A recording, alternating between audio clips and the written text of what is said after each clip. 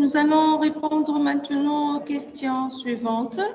Donc, question numéro 5, écrire la fonction store new character qui permet donc qui prend un objet d'un personnage en paramètre. Elle permet de récupérer donc le contenu de local storage déjà existant dans un tableau, puis elle ajoute le nouveau personnage en paramètre dans ce tableau, puis elle va enregistrer donc le tableau de nouveau dans le local storage et elle appelle la fonction refresh character list pour mettre à jour l'affichage dans le DOM. D'accord? Donc, on va faire store new character. On va créer une nouvelle fonction store new character.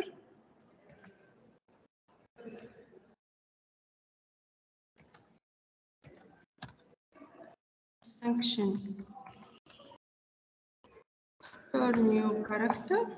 Donc, qu'est-ce qu'elle va faire cette fonction? Je vais prendre ces différentes parties comme commentaires pour les répondre par des instructions, une à une par des instructions.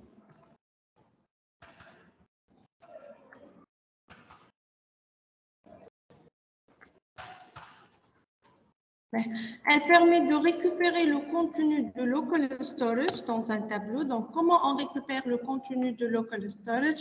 Donc, c'est avec la méthode load data from local storage et on donne comme paramètre le nom du local storage. Donc, load data from local storage et le nom de notre local storage, c'est characters. D'accord, je prends ce nom.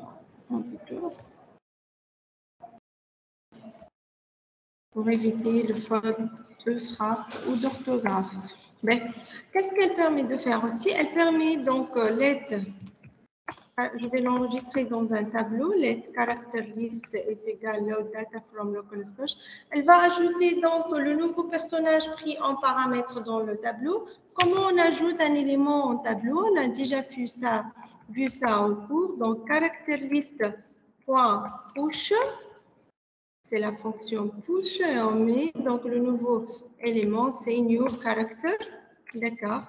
La question suivante, elle réenregistre le tableau dans le local storage. Comment enregistrer un tableau dans le local storage? C'est avec la fonction save data to local storage.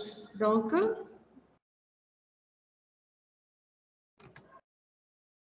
save data to local storage, elle prend deux paramètres. Le premier paramètre, c'est le nom du local storage, character.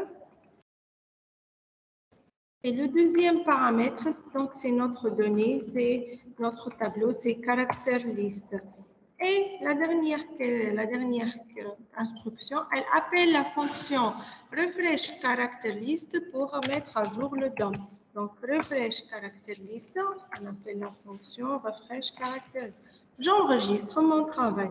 Puis, qu'est-ce qu'il me demande dans la question numéro 6?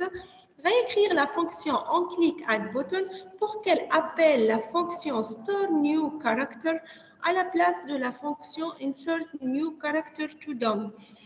À la place donc la fonction on click add button, au lieu d'appeler la fonction new insert new character to DOM, elle appelle la fonction store new character. J'enregistre mon travail et j'affiche ma page de nouveau. Donc, je vais ajouter un nouveau personnage.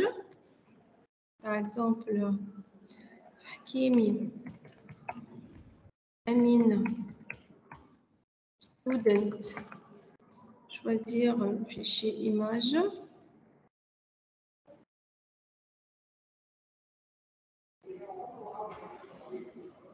Je clique sur le bouton envoyer. Voilà, donc Hakimi Amin, il est ajouté à mon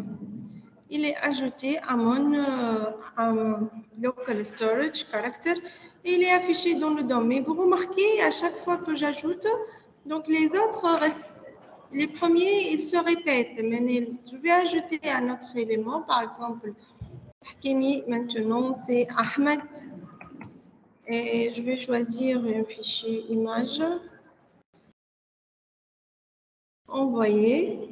Voilà, donc Manel Hamza Aya Tahri, Manel Hamza Aya Amin Donc, pourquoi ça se répète? Hein? Donc, c'est quoi l'astuce? Donc, il faut à chaque fois qu'on ajoute un élément, donc on clique sur le bouton, on clique Add Button. Donc, à chaque fois qu'on fait Refresh Character List, donc Refresh Character List, on doit mettre donc le contenu à une chaîne vide. On doit vider le contenu pour afficher de nouveau, pour qu'il ne se répète pas.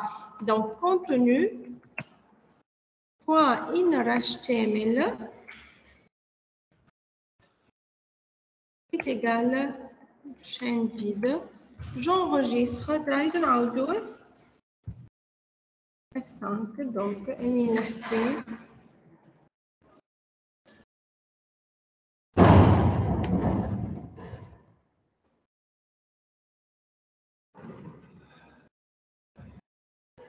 voilà, donc je vais ajouter des nouveaux éléments. Par exemple, Hamza, donc je ne sais pas, Emin, description, donc desk, et je vais choisir un fichier, donc Dropi, et j'envoie. Voilà, il l'ajoute sans répéter. D'accord? Mais quand je fais actualiser, enfin marqué, quand je fais actualiser, voilà, donc caractéristique, ma caractéristique devient aux deux premiers éléments que j'ai insérés au début de mon fichier. D'accord? Et je chauffe dans le fichier index.html. Ce travail-là, on n'a pas besoin. D'accord? À chaque fois, il fait donc, il enregistre seulement ces deux objets quand il initialise. Il répète. Il enregistre ces deux objets dans le caractériste. On n'a pas besoin de ce travail, donc je vais le mettre en commentaire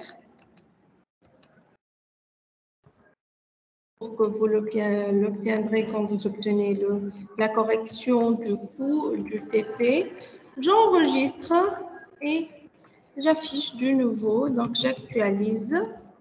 Mais qu'est-ce que j'ai? Je vais ajouter Hakimi par exemple, Emin. Desk, choisir un fichier, envoyer. Il est ajouté. Donc, quand j'actualise, ma base de ma local storage reste comme je l'ai laissé la dernière fois. D'accord. Mais j'ajoute un autre élément, par exemple. Non, je ne sais pas. Fatna, si. Mohamed. Description student. Je vais choisir un fichier, par exemple, Charmelon, et j'envoie, et voilà, donc mon objet est ajouté à mon local storage. Voilà, donc nous avons répondu aux questions 5 et 6 de notre TP maintenant. Si vous avez des questions, n'hésitez pas à me poser.